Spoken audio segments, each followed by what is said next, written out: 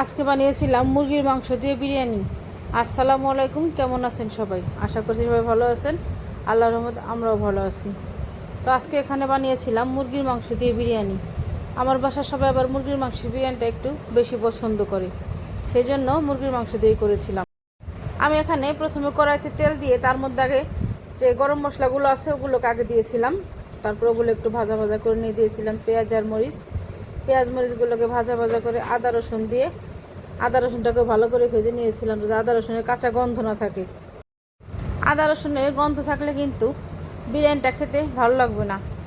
তো বিরিয়ানি তো সবাই বানায়, সবাই বানাইতে পারে। তো আপনারা দেখেন আমি কিভাবে বানাই, আপনারা আমার মতো বানিয়ে খাবেন, দেখবেন কেমন লাগে। তো কথা বলতে বলতে এখানে আমার আদা রসুনগুলো ভাজা ভাজা হয়ে গেছে। এবার দিয়ে দিব পরিমাণ মতো পানি। পানি দেওয়ার পরে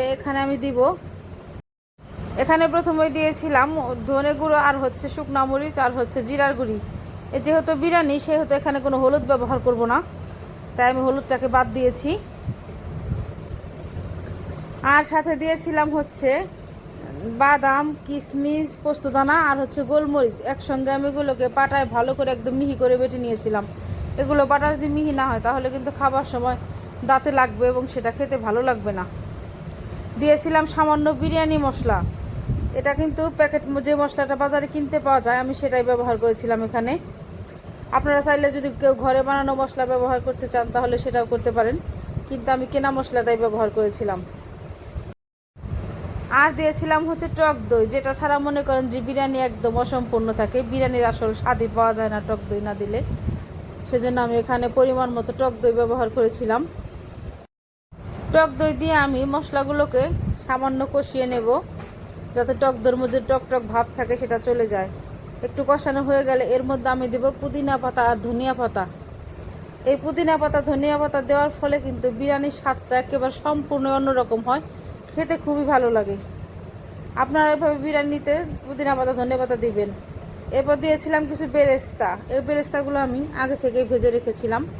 বেরেস্তা না দিলে আসলে বিরিয়ানি তেমন একটা খেতে ভালো লাগে না। আর দিয়েছিলাম টমেটো কেচাপ। এই কেচাপটা আপনারা চাইলে দিতেও পারেন, নাও দিতে পারেন, তবে দিলে ভালো হয়। এই মশলাগুলোকে আমি একদম ভালো করে কষিয়ে নেব।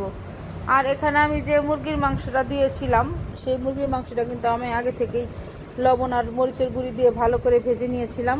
আলুটাকেও সাথে ভেজে নিয়েছিলাম, কারণ আমার ঘরের কেউ কাঁচা মুরগির মাংস দিয়ে রান্না করলে পরে বিরিয়ানি পছন্দ করে না। মুরগির মাংস আমি সবসময় ভেজে দিয়েই রান্না করি। এই সবগুলো দিয়ে এখন ভালো মতো কষিয়ে নেব। এই মাংসের ভিতরে আমি কিন্তু দুধ দিয়েছিলাম। এটা গরুর দুধ, যেহেতু আমার ঘরে গরুর দুধ ছিল সেই জন্য আমি গরুর দুধ দিয়েছিলাম। আপনারা চাইলে যে বাজারের প্যাকেট দুধ বা গুঁড়া দুধ পাওয়া যায় সেটাও ইউজ করতে পারেন, কিন্তু আমার ঘরে যেহেতু গরুর দুধ ছিল সেই জন্য আমি এখানে গরুর দুধটাই ব্যবহার করেছি। এখানে কিন্তু আমার বিরিয়ানির মাংস কষাতে যা যা উপকরণ লাগে সবগুলোই দেওয়া শেষ। তো মাংসটাকে ভালো করে কষিয়ে নিয়েছিলাম। আর আগে থেকে ধুয়ে রেখেছিলাম চাল, আধা ঘন্টা ভিজিয়ে রেখে চালটাকে দিয়ে দিয়েছি। আর সাথে দিয়েছিলাম সিমি মটর, যেটা কিনা সিজন ছাড়া পাওয়া যায় না, কিন্তু এটা আমি ফ্রিজে রেখেছিলাম সংরক্ষণ করে। তো সেটাই আমি দিয়েছি। দিয়ে এবার চালগুলোকে ভালো করে ভাজা ভাজা করে নিব। ভাজা ভাজা করে নেওয়ার ফলে বিরিয়ানিটা কিন্তু একদম ঝরঝরা হবে, আর খেতেও কিন্তু ভালো লাগবে। কারণ বিরিয়ানি যদি ঝরঝরা না হয় তাহলে কিন্তু বিরিয়ানিটা খেতে ভালো লাগে না। এবার আমি পরিমাণ মতো পানি দিয়ে বিরিয়ানিটাকে ভালো করে রান্না করে নিব। যাই হোক, আমার বিরিয়ানির রেসিপিটি যদি আপনাদের ভালো লাগে তাহলে অবশ্যই একবার বানিয়ে খাবেন।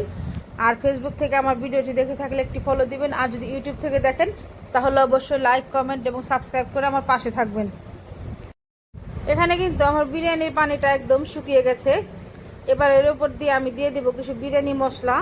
এই বিরিয়ানি মশলা দেওয়ার ফলে কিন্তু বিরিয়ানিটা একদম সফট হবে। আর সাথে দেবো কিছু পুদিনা পাতা, ধনিয়া পাতা আর পেঁয়াজ বেরেস্তা। আর সেই সঙ্গে দেবো গোলাপ জল আর কেওড়া জল। আর সবার শেষে দিয়ে দিব ঘি। এই ঘি না দিলে কিন্তু বিরিয়ানির আসল স্বাদ আসবেই না। ঘিটা আপনারা অবশ্যই বিরিয়ানিতে ব্যবহার করার চেষ্টা করবেন। এই ঘি দেওয়ার ফলে বিরিয়ানিতে কিন্তু সুন্দর একটি ঘ্রাণ বের হবে।